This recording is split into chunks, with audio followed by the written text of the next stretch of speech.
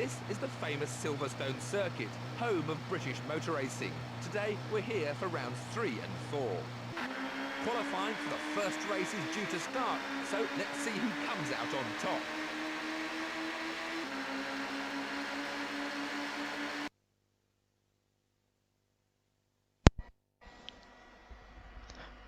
Okay, so welcome to episode 3 of TOCA Touring Car Championship, and where we are now here for our second venue of the championship, which is Silverstone.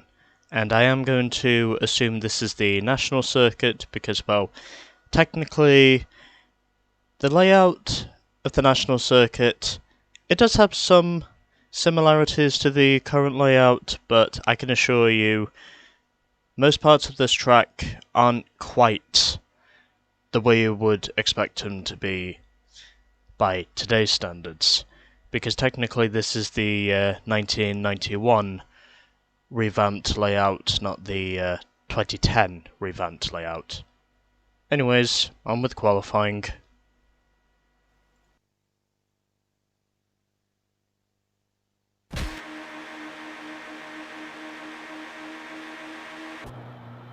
Well, there was very little in it, so we should be in for an excellent race. Oh, okay. Apparently one of the Audis is on pole position ahead of the two runners, and Jason Plato once again qualifying ahead of Menu, with Bintcliffe qualifying in 4th, and, well, reasonable effort in the end because I qualified 9th ahead of one of the Volvos, and Derek qualified in 12th. So, let's now head to the race start. Back to you, Tiff. It's time now for our first race of the day, so let's join the action.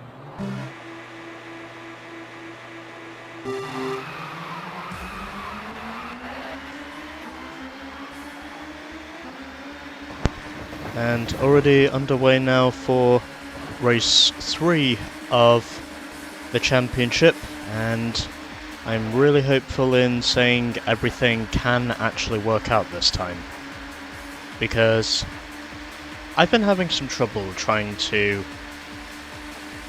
get this one weekend in, and yes, I did have to step on the brakes because if I didn't I would have just ploughed into the back of the two Volvos, and I was not prepared to do that. And obviously, if I did, then I would have just looked like an idiot, which is one thing I prefer not to do. Oh, damn it. Did not mean to hit him. Everyone was just all bunched up, I just really could not see where the racing line was.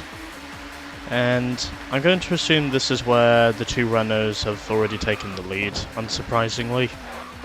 Even though I am now closing in on one of the Hondas, who basically has just wrecked himself. Oh, okay. I did not think that was going to be enough to take him out of the race. Although I'm pretty sure that incident was through no fault of my own, but again, well, crazier shit has happened.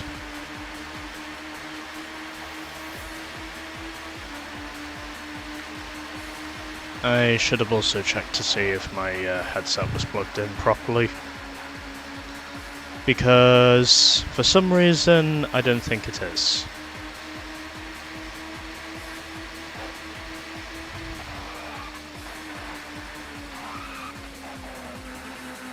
Anyways, okay, I'm gonna have to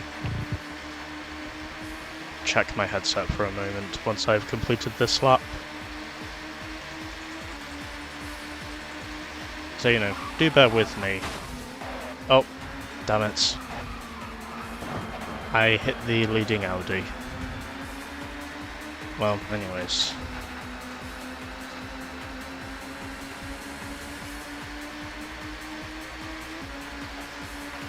I'll get up to the end of this lap and then I will check to see if my headset is plugged in, which is the one thing I probably forgot to do before I started recording this.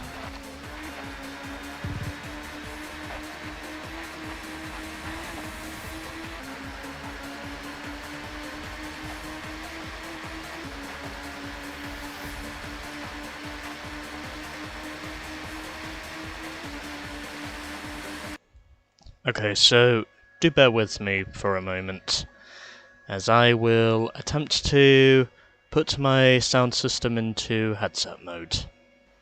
So, what's already happened up to this point is officially, aside from me having to re-plug in my headset, as of which I more or less figured I was forgetting to do something since I am recording this on a Monday morning.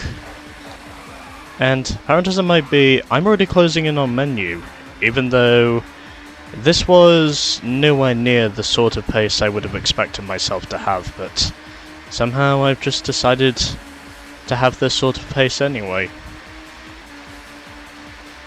So I'm going to assume it's most likely going to be Menu who is leading this race, and furthermore, James Thompson, who I was attempting to overtake on the first lap, he effectively crashed out. I can assure you, I don't think there was any contact between the two of us, at least not any contact I'm going to take the blame for, because, well, James Thompson, he wasn't letting me past, he was only trying to stick to his racing line, and then, as a result, he basically wrecked himself. So, retirements do exist in this game, but obviously that's not the way I would have expected the first DNF of the season to have transpired. I would have thought for sure that was going to be caused by a pile-up or something, but apparently not. It was caused by driver error. Although, driver errors do occur more naturally in wet conditions, so I think if I can just stay behind the menu for the early parts of this race and then try and see if I can keep my car on track without spinning, then maybe there is a chance of me to pull off race 1. Because there are going to be certain tracks where Menu is going to perform exceptionally better than I will, and never mind, I've already now overtaken him for the lead, and it's only taken me nearly 3 full laps to do it. So I think out of all of them, Menu probably is going to be my main rival, as of which I am going to anticipate he is the leading Renault, and Jason Plato, who is his teammate, is running back there in 3rd position. I do need a minimum requirement of 3rd or better in both races if I am going to move on to the next round. So I do need to score a podium at the bare minimum, so I've got 10 points under my belt, and then if I can score another 10 points afterwards, then I should be able to move on to the next venue, which, when I had a look at the schedule in the game manual, the next venue we are heading to is Thruxton. Also, I did not expect myself to be leading this, especially not this early on. But yeah, by the way, James Thompson is out of the race as a result of him basically wrecking himself at the club corner, I think it was, although it could have been Vale. Yeah, well, it was basically at this corner where James Thompson crashed out. Of course, I do apologise if my headset was not plugged in properly. It's one of those things I should have remembered to check before getting on with this, but ultimately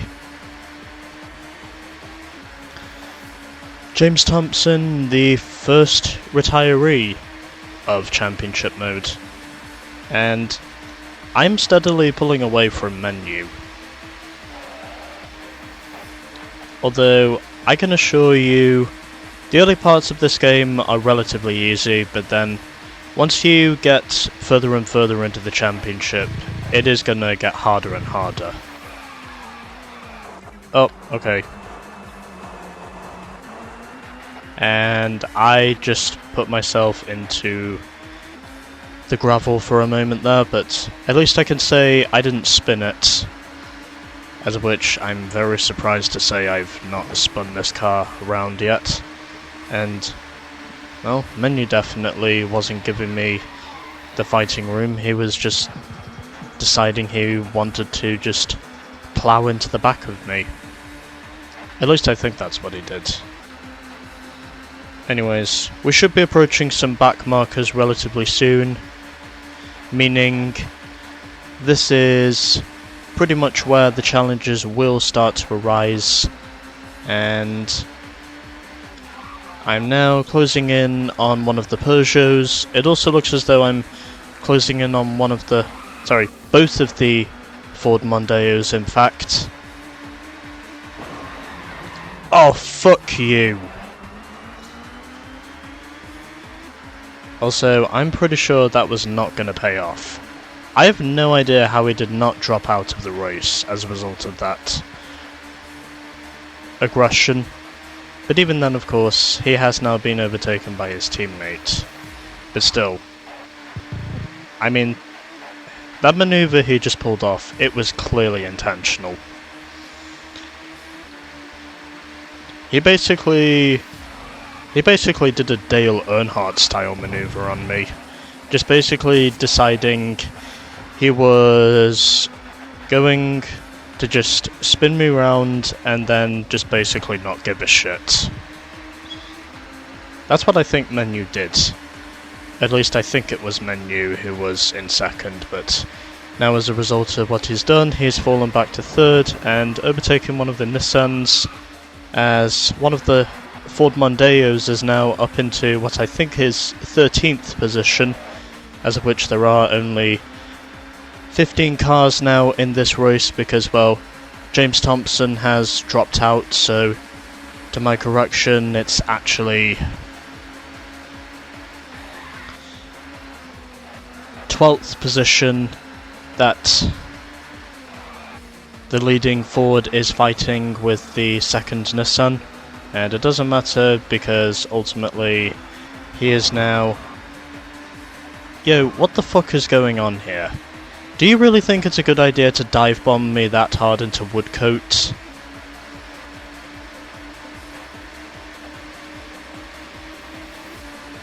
I mean, why do you keep doing it if you know it's not gonna work? Come on, game, what the fuck?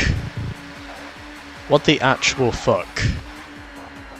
I'm very surprised to say that did not result in a 360 spin.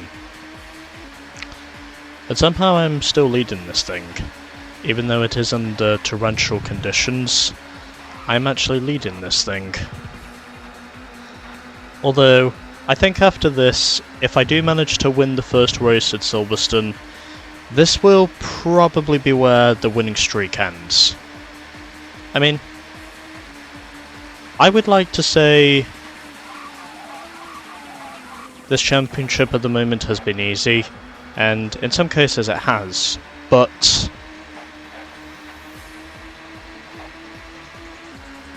one thing I can say about this one thing I can say about this championship, however, is it's anything but easy. And yeah, sure, I know it's been an easy start for me so far, and I have managed to achieve the Donington sweep with basically one hand tied behind my back, more or less, but I think it's going to be after Silverstone where I'm really going to have to give it absolutely everything before I can say it's done. And basically, what my target is before at least midday, is to try and see if I can get both Silverstone and Thruxton under my belt. Yeah, so Thruxton is the next venue we're heading to after this one, and Thruxton I am going to assume is the fastest track on the schedule. And well, I did actually watch some racing of the BTCC only yesterday, except for saying the track they were at was Snetterton because, well, Silverstone and Snetterton, they're actually not too far from one another. And now overlapping my... That is not a pleasurable sight. Although, at least I can say the two runners are almost nowhere to be seen. So, I think it's fair to say there is no respect. Even for teammates, there is little to no respect.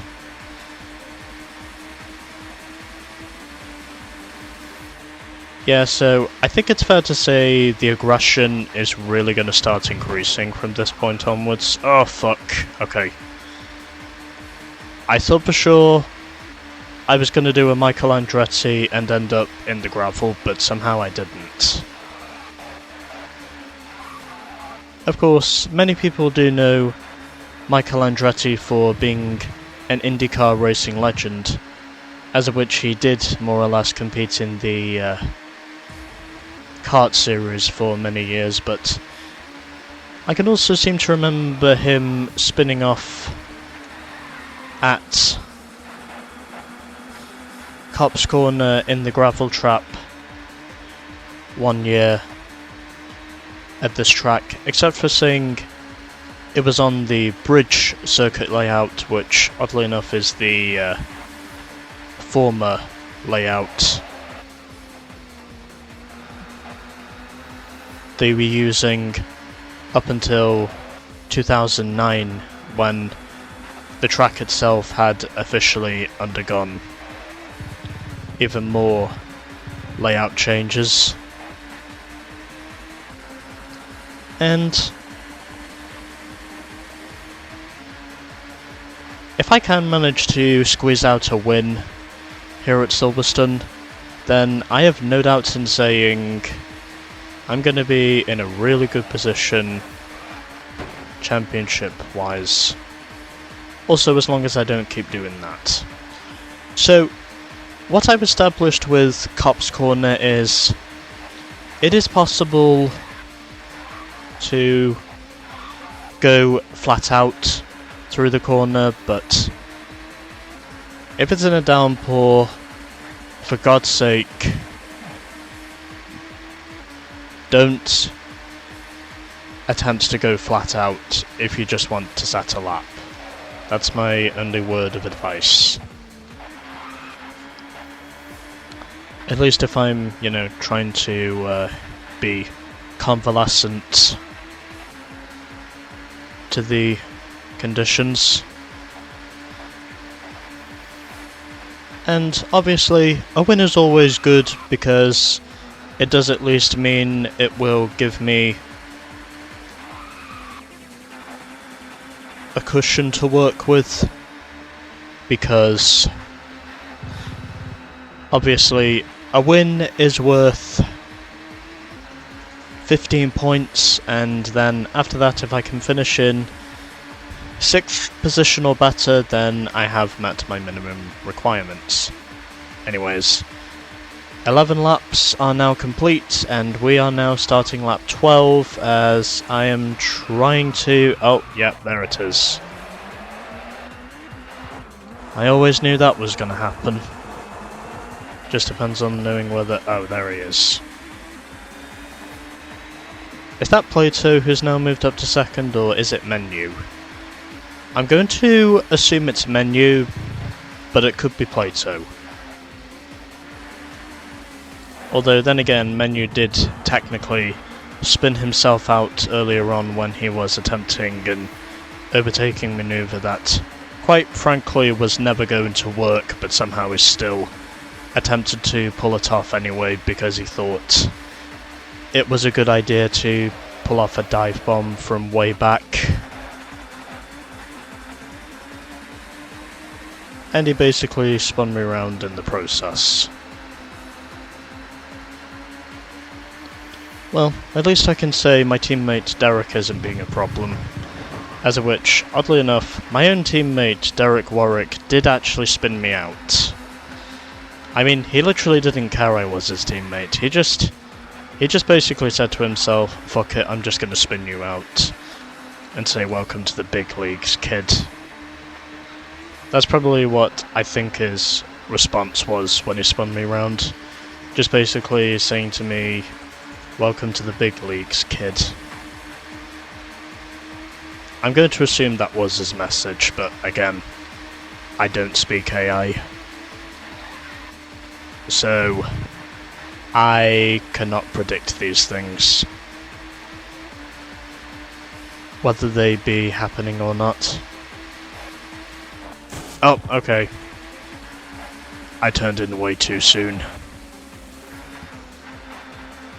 And I basically hit the braking distance board as a result. My bad. Okay, well, I think I am starting to get used to this layout now. And up to this point, even though I have basically been dominating here at Silverstone, this has actually been a pretty interesting race overall, the way I see it. I mean, yeah, sure, I know it's not one of the best races you'd be hoping for, but again, there have been some overtakes and re-overtakes, meaning that there has at least been some action. But again, I do of course need all the wins I can get to start out the season, because then, once we really do get to the challenging parts, I have at least got a cushion under my belt.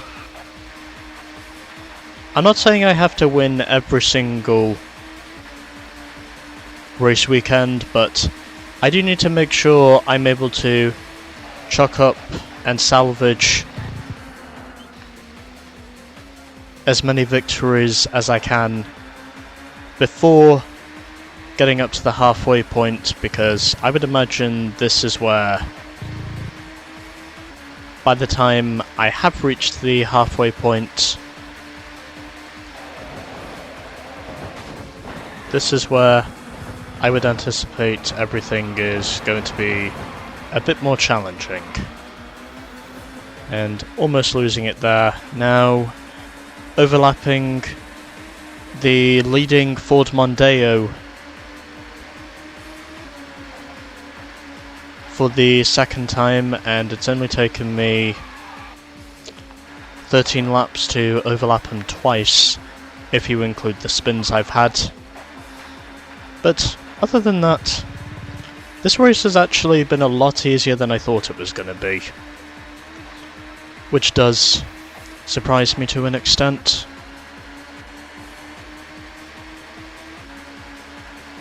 So, we now have just 6 laps to go here at Silverstone, and I should also mention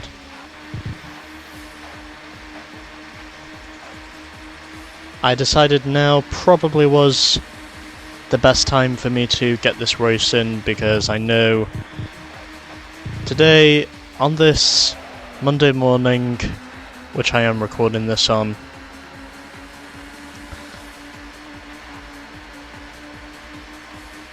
it is a bit less hot and humid as it has been for basically the last couple of weeks, more or less. But also, I did do some research on what this August has officially been. At least here in the United Kingdom, this has ultimately been the driest August we here in England, at the bare minimum, have sustained since 1935. I literally did some research on that, and that's quite literally how long it's been. Almost 90 years since we've had an August as dry as this. And well, as for July, however, that's ultimately been the hottest we've had since 1984. Which is more or less to be expected because, well, July is technically the hottest month of the year. And it's usually where, oh, for fuck's sake, heat waves usually have a tendency to transpire. Anyways. And the leading runner is now closing in once again, so this has not been an easy ride. I mean, even though I have led most of this race up to this point, I can assure you it has not been an easy ride for me to maintain position.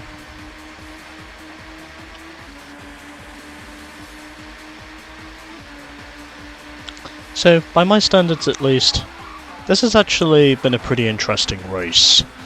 I mean, I know it's not been a totally chaotic shit show that most of you would be expecting from a rain-drenched Silverstone, but again... Oh, fuck me. But it's definitely been an interesting race, to say the least, in my opinion. Because obviously it's wet, and to those of you who do like to see races decided on crashing, I can assure you I've probably crashed this car numerous times now, but somehow I'm still going.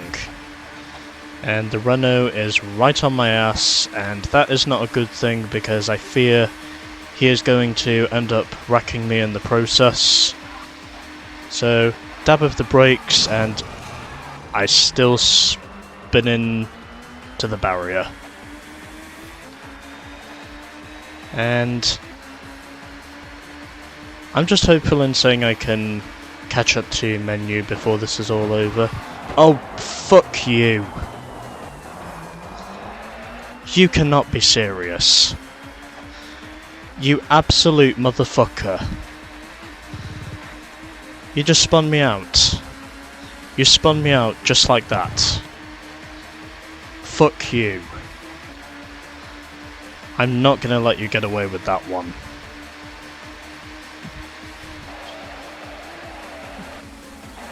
Yeah, that's right, I'm getting your ass. Even though it may not necessarily be this race, it could very well be the next race. I just wonder where Menu is. He is 7.7 seconds up the road. Although then again I did have 2 spins, so maybe that did have something to do with it. But again, it's a good thing to say I do have 2 wins under my belt, because if I didn't, then I would be in a much more precarious position compared to what I'm currently in. So, found 8/10 through that final sector, and not prepared to go through cops flat out, because if I do, then I will just spin round. I prefer to not do that as I head down the straight. Looks as though I'm heading into maggots, I think, as I now head through this part of the circuit. I am now closing in on Menu once again. The gap is now down to just under 5 seconds. I am now closing in on Menu, I think it is, who is going to be my main rival in this, because, well, I think Plato is battling with the Audi of Biela, the way I see it. So, I am closing in once again, and this has definitely been a fascinating race, because aside from me having some domination runs during this race, it's not been easy for me to maintain position. So this has definitely been an exciting race the way I see it. And I went less than a second faster than my previous best lap time. Almost 8/10 in fact. As I'm now... careful! As I am now onto the penultimate lap here at Silverstone. And still trying to see if I can close in on the leading Renault of Menu. And I am closing in once again. We are also approaching some lapped traffic. I'm now only 9/10 behind him, although I would imagine once we approach the back markers he's just going to slam on the brakes anyway. So clearly not prepared to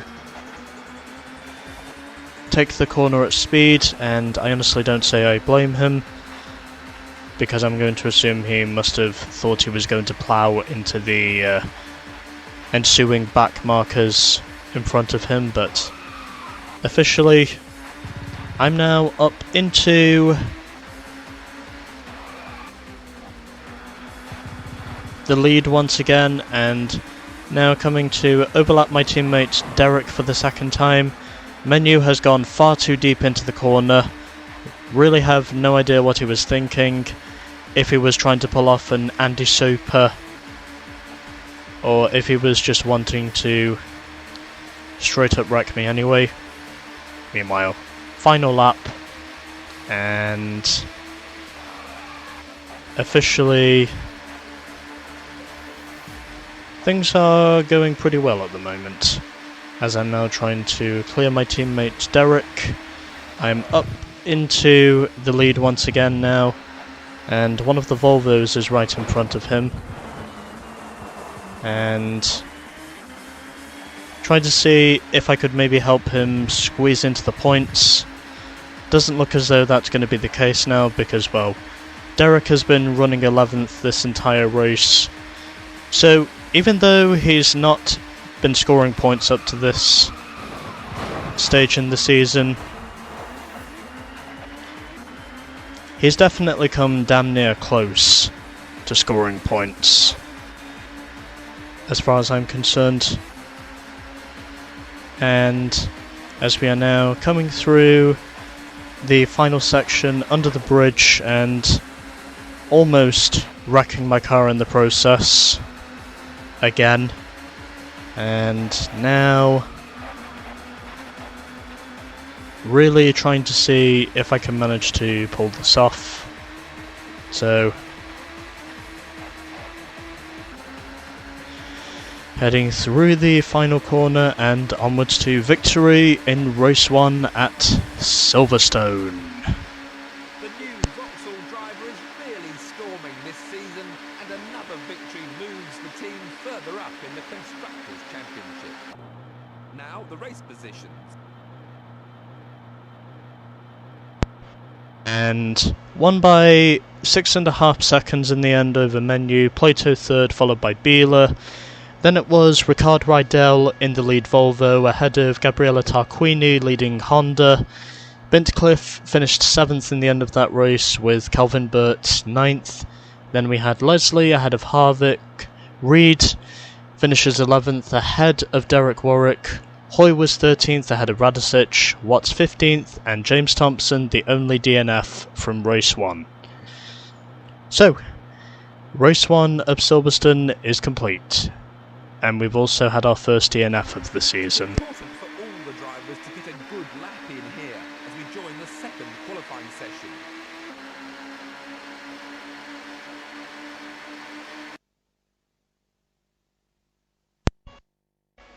Alright, one race is down and we still have another race to go, so let's now get qualifying over with and get on with race number 2.